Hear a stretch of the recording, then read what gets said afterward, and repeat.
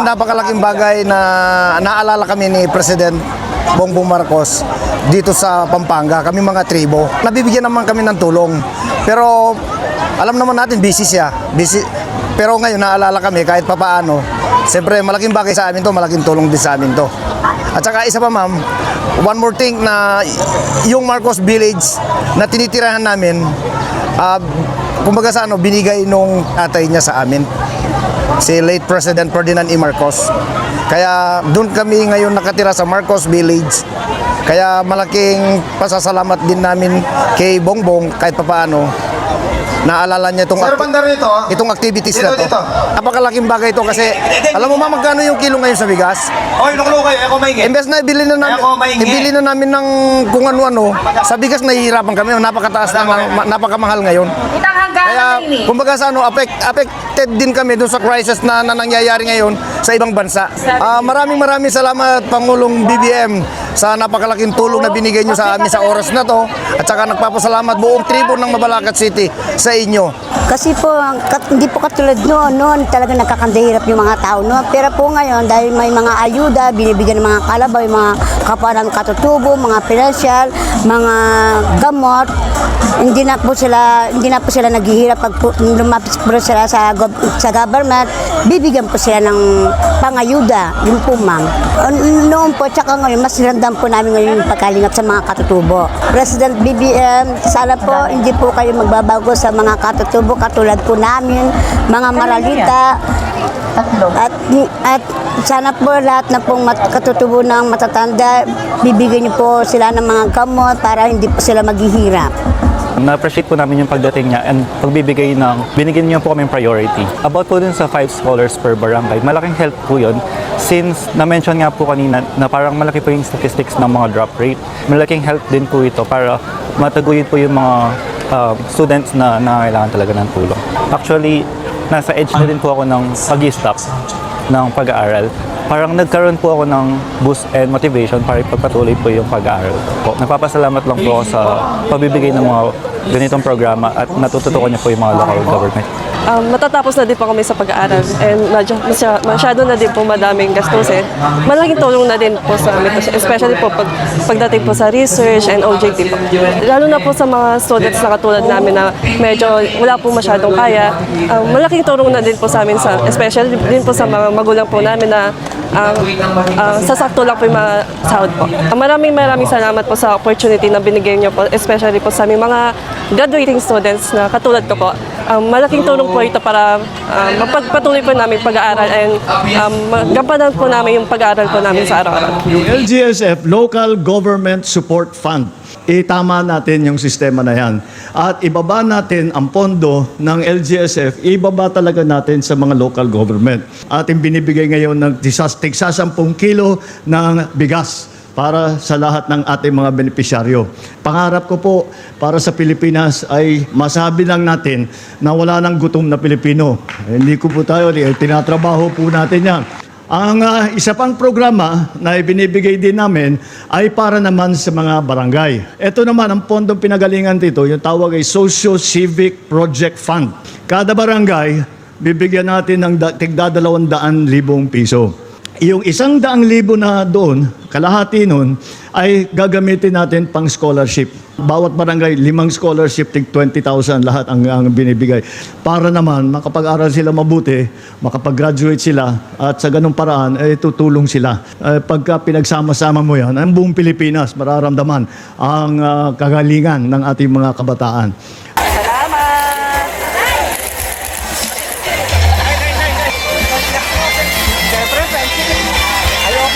Maraming salamat po, mahal na Pangulo. At para naman po sa probinsya ng Pampanga, atin pong tinatawagan si Governor Lilian. Masarap yung kain siya. Mataas ang cholesterol. At parang-pareho pala tayo. Puro mga antapresyon at mataas ang ano. Dapat kami ay niya. Maintenance monthly.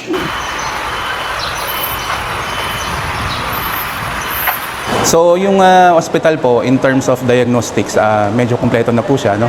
Sa laboratory po we have a tertiary laboratory, meaning all the basic po magagawa namin, no? From hematology, yung mga CBC, yung blood chemistry, and then we also have histopathology for a tertiary level na laboratory. In terms of ancillary naman po, meron tayong CT scan, meron tayong X-ray, meron tayong ultrasound, we have 2D echo, we have mammogram, and we also have an endoscopy room, no, in terms of monitoring dun sa cancer.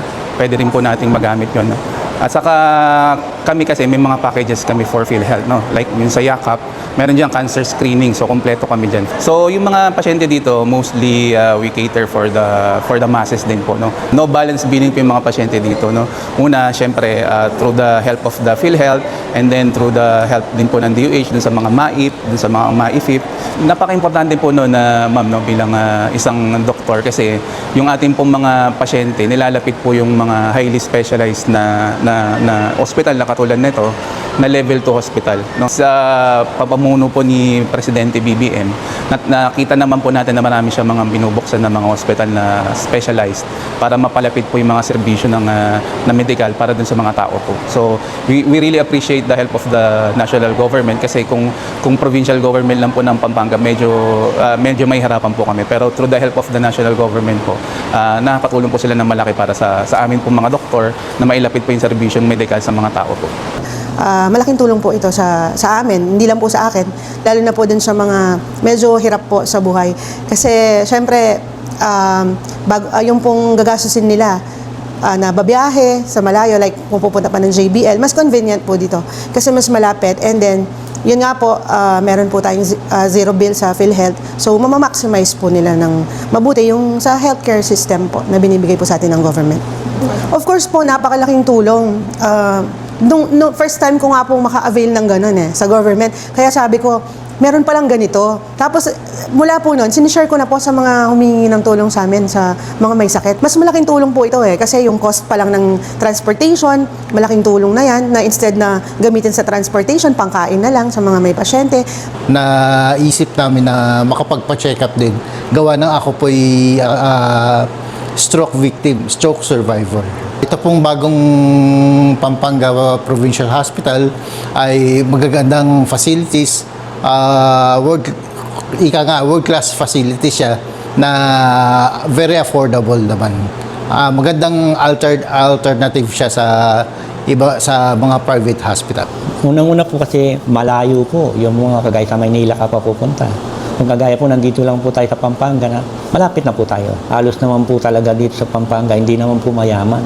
Kailangan po. Kaya pagka na-hospital po, humingi pa po ng tulong sa Kapitolyo, sa mayor, sa mga congressman para po ma-survive lang po yung pambayad.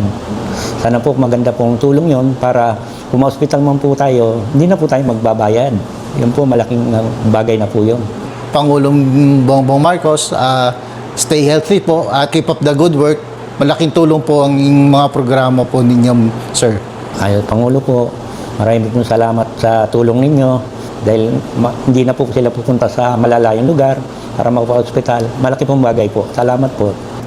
Thank you po, PBBM, for supporting po yung healthcare system natin, which is, I believe, kapag malalakas po ang mga mamamayan natin at may edukasyon, mas uunlad po yung bansa natin. Maraming salamat po sa pag-support po sa mga ganitong klaseng programa. Sana magkaroon pa po ng mas marami, para mas marami pa po yung makinabang.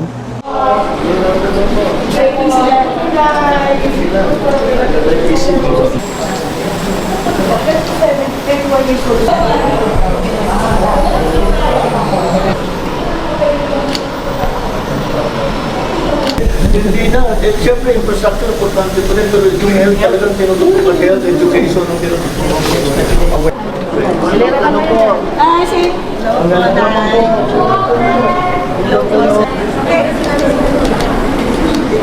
Okay po.